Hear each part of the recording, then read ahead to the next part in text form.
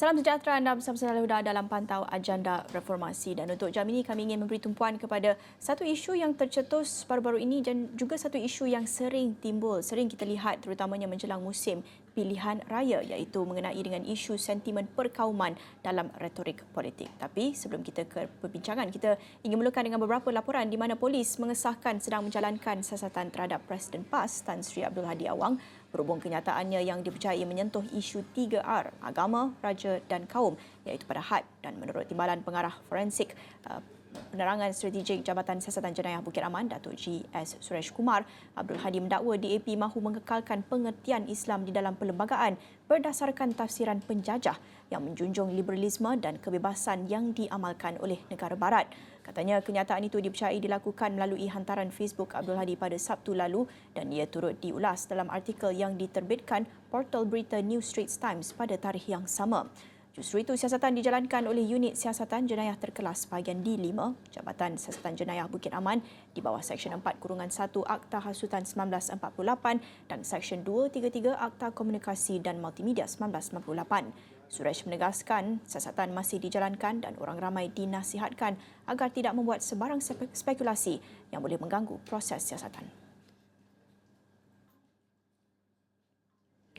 Dan pada masa yang sama, Bukit Aman juga mengesahkan menyiasat pengurusi DAP Lim Guan Eng selepas menerima beberapa laporan berhubung kenyataan yang didakwa menyentuh isu 3R.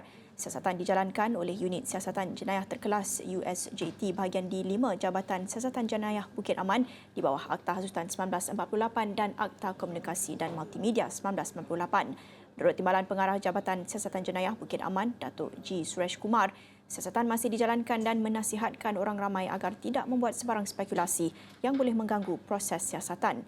Sebelum ini, sebuah portal berita tempatan yang memetik laporan akhbar bahasa Mandarin melaporkan Guan Eng memberi amaran kepada pengundi Pulau Pinang untuk menyekat gelombang hijau daripada bertapak di negeri itu.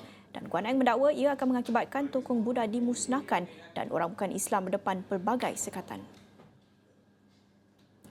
Itu antara laporan yang kita lihat dan mungkin sebagai tindak balas ataupun reaksi respons terhadap laporan-laporan ini, Kementerian Komunikasi dan Digital KKD dalam satu laporan berkata pihaknya sentiasa meneliti dan memantau isu 3R iaitu agama, raja dan kaum, 3R yang dimainkan di media sosial ketika ini. Menterinya Fahmi Fadzil berkata penelitian dan pemantauan berhubung isu 3R itu dilakukan menerusi Suruhanjaya Komunikasi dan Multimedia MCMC. Ini mengulas mengenai dengan beberapa laporan yang kita lihat baru-baru ini. Jadi untuk jam ini kita ingin membincangkan lebih lanjut mengenai dengan sentimen ataupun isu sentimen perkauman yang menggunakan elemen-elemen unsur perkauman dan agama yang bukan satu perkara baharu, satu perkara yang sudah pun kita lihat lazimnya tercetus terutamanya ketika musim pilihan raya. Dan untuk mengupas lebih lanjut mengenai dengan isu ini, sudah bersedia bersama saya ketika ini Gerald Joseph yang merupakan pengarah pusat Komas. Terima kasih Gerald sudi bersama kami di Astro Awani. Gerald, baru-baru ini kita menyaksikan beberapa insiden sentimen perkauman tercetus sekali lagi.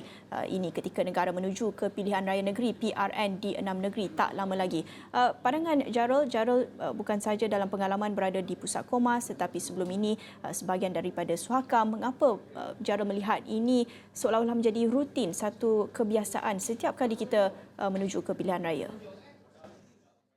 Terima kasih Naila. Memang perkataan yang paling penting itu adalah kebiasaan. So mungkin budaya politik kita awal 60 tahun dari waktu merdeka sampai 2018, mungkin kita telah dibiasakan yang okeylah, bolehlah kita pergi dengar ceramah, tepuk tangan, orang main-main buat joke pasal agama dan isu ethnic identity. Kita pun dah jadi leka dan dah biasa. Tapi malangnya apa yang berlaku adalah pola DNA satu masyarakat Malaysia ini sudah macam terbawa-bawa isu ras dan agama. Dan itulah ahli politik memang dia bijak pandai. Dia tahulah apakah yang boleh mencuit DNA kita. Bagi saya dalam dunia moden ni, dunia yang kita sepatutnya lebih matang, lebih maju, permainan politik kaum dan agama ni bagi saya cukup malulah dan sedih sebab apakah pemimpin-pemimpin parti politik dalam pilihan raya 6 negeri yang akan berlaku ni macam tidak ada idea ke? Adakah mereka tidak dapat menawarkan konsep baru atau program untuk menjayakan Malaysia ataupun kad report kad mereka yang mereka telah melakukan atau susah payahnya negara Malaysia, itulah yang akan memastikan kamu dipilih atau tidak. Adakah mereka tidak yakin dengan calon-calon mereka, dengan parti mereka sampai mereka ke permainan yang cukup tradisional lah. Ini dah memang zaman-zaman beratus-ratus tahun.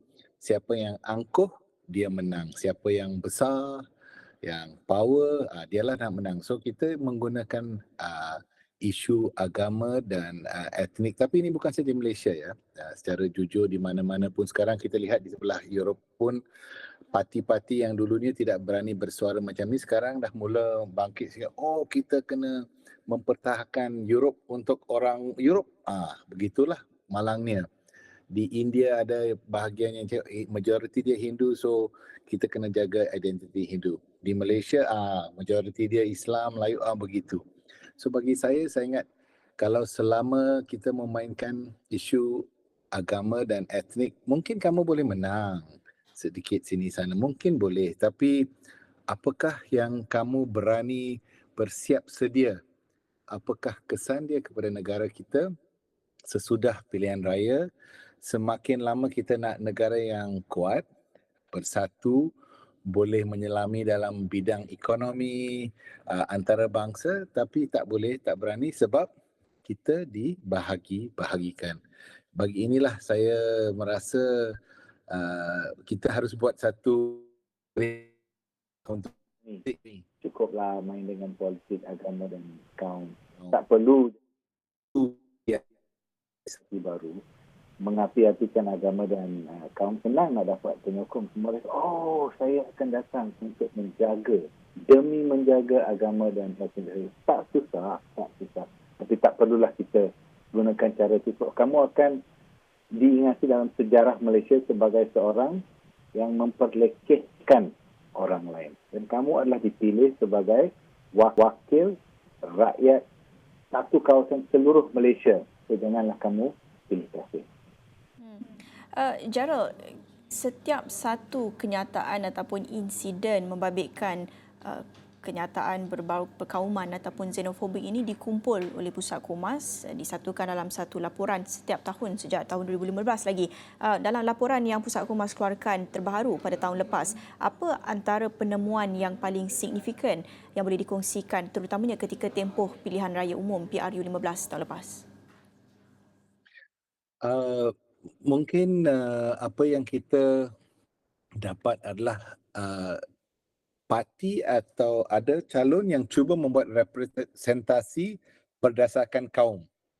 Yang saya ini identiti saya begini, kamu pilih saya lah. Maksud dia begitulah. Kedua, cara fear mongering, menakut-nakutkan. Kalau kamu tidak pilih parti sebegini atau saya, mungkin kalau dia menang tu habislah kamu. Itu cara menakutkan. Yang ketiga, keunggulan etnik dan agama. Yang paling best adalah etnik saya dan agama kita lah. Marilah kita pilih kita macam ni. So, ini adalah pola-pola yang kita dapat daripada 14 hari kita mengikuti PRU ke-15 lah. Waktu itu daripada apa yang kita memantau online tu, yang insiden yang paling ramai itu PN dengan BN lah waktu tu. Ada parti lain ada yang kecil-kecil lah.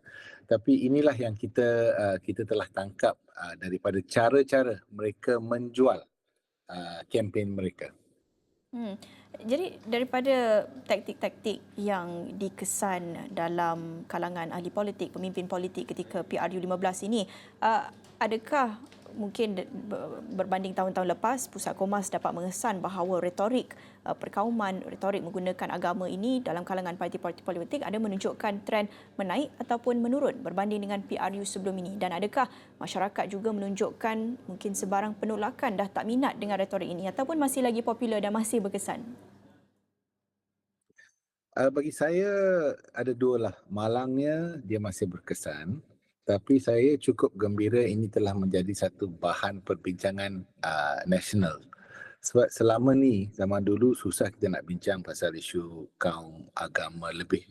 Maksud dia bila kamu nak tanya kenapa begini, dia cakap, kamu jangan sensitif, sensitif. So satu adalah sekarang pemimpin kerajaan sekarang telah banyak kali memperingati yang 3R tu janganlah kamu mempermainkan. Ini dah mula daripada PRU 15 sampai sekarang. Yang kedua adalah kenapa masih lagi isu ini boleh menjadi cara untuk menjual lah identiti kamu. Dan bagi saya cara-cara macam tadilah menakut-nakutkan, kita adalah pejuang demi hak identiti kamu.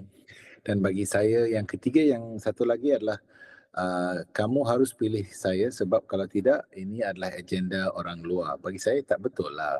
Sebab kalau saya pun nak tunjuk agenda luar, kita mendapat sokongan dana dari Qatar, dari Mesir, dari Saudi Arabia. Tapi tak pernah kita cakap itu agenda sebelah mana. Tapi bila mereka nak kutuk sebelah sini, dia cakap, oh ini adalah agenda Barat, USA ke EU. Bagi saya itu bukan cara dia. Ikut apakah sebab mereka memperjuangkan kesamarataan yang termaktub dalam Perlembagaan Persekutuan, takkan mereka menjadi agenda liberal. Sebab negara kita negara yang harus ikut Perlembagaan Persekutuan, dan rukun negara pun ada perkataan liberal. Kalau kamu masih lagi ingat ada perkataan tu. So bagi saya malangnya parti yang sekarang pun parti yang pembangkang, pemerintah pun selalu cakap jangan guna 3R. Saya tidak menggunakan 3R. Tapi tidak ada yang betul-betul berani menanyakan kenapakah ada pembezaan. Ada satu kaum yang lebih, satu kaum yang kurang. Cuma yang paling berani sekarang saya nak ucap tahniahlah parti muda.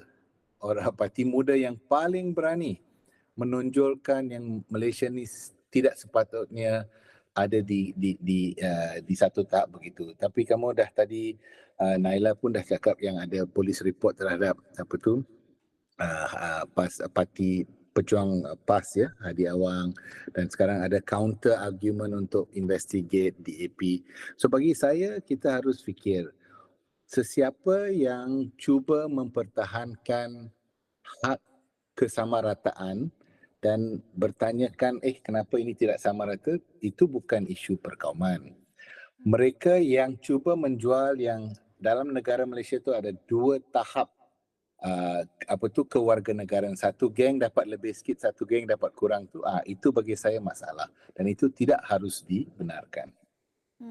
Jadi di sini mungkin timbul persoalan chicken versus egg, yang mana satu dahulu perlu menunjukkan mungkin inisiatif untuk memperbaiki naratif pada peringkat nasional ini. Bagaimana Gerald melihat untuk pemimpin politik menunjukkan kepimpinan dan juga amalan politik yang lebih sihat, terutamanya ketika musim-musim panas, ketika musim pilihan raya misalnya? Adakah Gerald melihat tindakan undang-undang terhadap insiden perkauman perlu lebih tegas, ataupun adakah penolakan ini juga perlu bermula daripada peringkat masyarakat? Yang mana dahulu?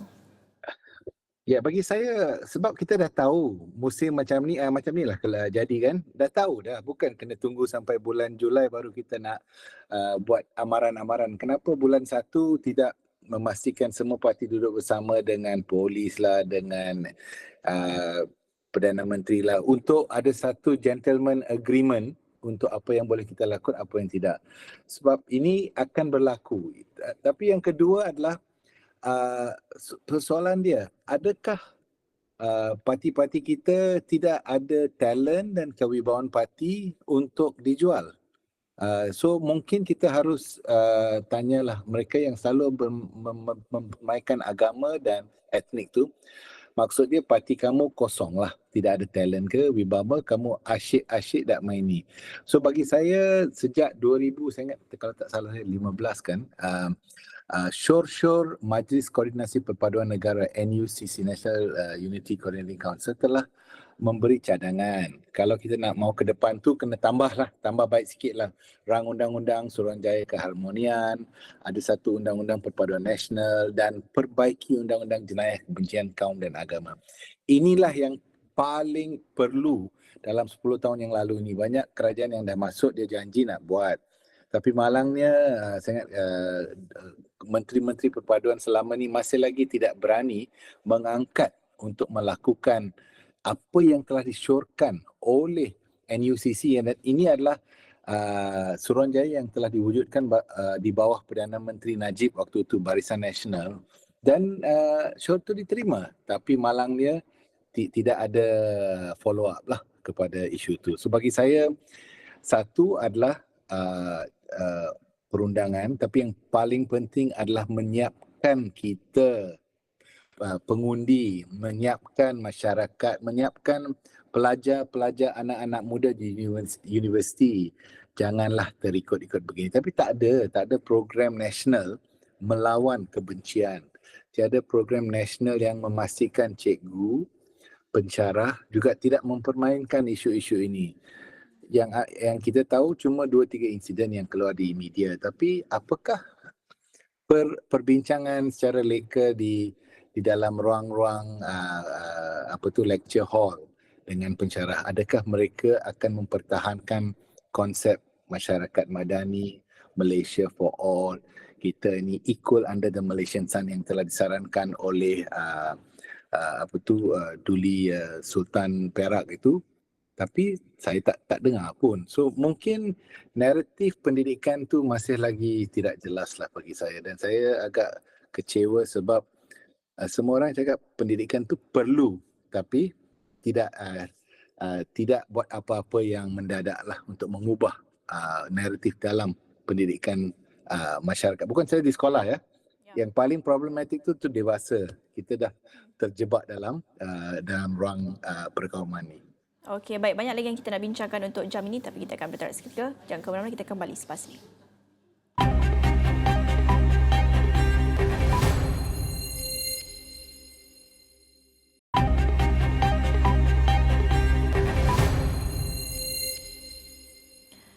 Bertemu kembali dalam pantau agenda reformasi, dan untuk jam ini kami masih lagi membawakan perbincangan mengenai dengan isu perkauman, khususnya sentimen yang menggunakan isu-isu kaum dan agama dalam retorik politik. Dan dalam hal ini, semalam pengasas bersama Sisters in Islam ataupun SIS, Zainah Anwar, memaklumkan slogan dilaungkan menyentuh isu agama dan kaum harus dihentikan kerana tidak mendatangkan manfaat, malah membawa perpecahan. Katanya, ancaman kedudukan kaum Melayu tidak lagi sepatutnya dibangkitkan segelintir ahli politik untuk memastikan kedudukan mereka terus kekal. So we have to realize that this is a political strategy. This is a political project. Yeah. So creating this kind of fear and hatred of the other is so damaging to Malaysia. How does it help the Malays when you're driving away, when you're building fear, and you are, and this fear is leading to an erosion of confidence of people that matter most in the building of a country, the prosperity of the country. Dalam pada itu, Zainah mempersoalkan bagaimana kaum Melayu boleh berasa terancam sedangkan lebih 60% rakyat Malaysia terdiri daripada orang Melayu yang dikatakan terpaksa tunduk kepada kehendak penduduk minoriti atas dasar kepentingan rakyat di negara ini. When the political power is in the hand of the Malays, when Parliament, the majority of members of Parliament are Malays, when the Malays dominate the civil service, the armed forces, the security forces, the police, how could the Malays be under threat? Tambah beliau, Perdana Menteri Datuk Seri Anwar Ibrahim seharusnya memastikan perpaduan terus terpelihara dan menghalang penggunaan naratif Melayu diancam dalam memastikan kestabilan negara terus terjamin. Beliau berkata demikian ketika ditemui di Forum After Decades of Islamization WIU Malaysia, anjuran Sisters in Islam di Kuala Lumpur pada Sabtu. Dan masih lagi bersama saya untuk meneruskan perbincangan untuk jam ini, Gerald Joseph, Pengarah Pusat Komas. Gerald, sebentar tadi Gerald ada kongsikan beberapa penemuan Pusat Komas ketika mengkaji dan menyelidik melihat kepada sentimen-sentimen yang dikeluarkan ketika PRU15. Dan dalam kita menuju ke pilihan raya negeri PRN selepas ini, adakah Gerald melihat pada PRU15 yang lalu, adakah anak muda sudah pun mula menunjukkan penolakan ataupun dah kurang minat dengan sentimen ini? Kerana tadi Gerald kata malangnya sentimen dan retorik ini masih lagi berkesan, masih lagi popular. Tetapi mungkin kita boleh mengharapkan kepada anak muda untuk menunjukkan mungkin pembaharuan dalam naratif dan sentimen ini. Saya setuju. Harapan kita adalah kepada generasi yang barulah, undi 18, ada anak muda yang terlibat dalam politik. Tapi malangnya, apakah proses pendidikan anak muda di Malaysia? Adakah tahap pendidikan pemikiran kritis sudah wujud? Belum lagi. Kita telah banyak kali bersuara yang tanpa pemikiran kritis. Kita punya kualiti sebagai graduan, mencari pekerjaan memang kurang, tapi malangnya cara pendidikan kita masih lagi ambil buku, baca dan kamu ingat dan kembalikan waktu peperiksaan lah. Dan bagi saya, selama kita tak berani membuka minda, membuat provokasi pemikiran, dan kita tak berani membuka ruang yang selamat untuk anak-anak kita, anak muda kita berbincang pasal isu kaum, agama, apa-apa supaya mereka lebih celik, lebih faham.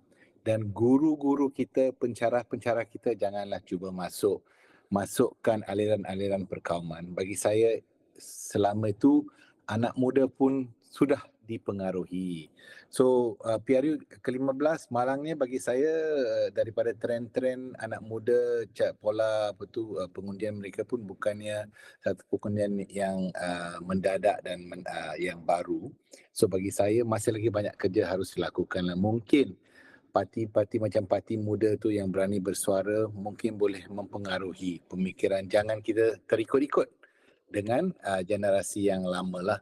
So bagi saya, kalau tanpa kita buat macam cara begitu, susah kita nak meyakinkan orang muda. Dan bagi saya contoh yang paling senang, adakah pembelajaran sejarah kita masih lagi mengikut apakah identiti moden dan menulis sejarah. Tapi sebenarnya sejarah itu harus ditulis daripada detik bersejarah. Maksud dia, adakah Islam tu datang kurun bila? Bagi saya tak ada masalah kalau kurun 15 ke 10 ke 5, tak akan mengubah identiti negara Malaysia ni adalah negara yang majoriti ni Islam sekarang. Tak akan mengubah. Itu sekarang. Tapi sejarahnya kita tak boleh ubah. Maksud dia, adakah kita akan ceritakan pasal cerita orang asing sudah wujud 20,000 tahun atau 40,000 tahun? Adakah kita akan berani berbincang pasal lembah bujang yang ada elemen-elemen Hindu? Bagi saya itu tak ada hal, sebab itu sejarah.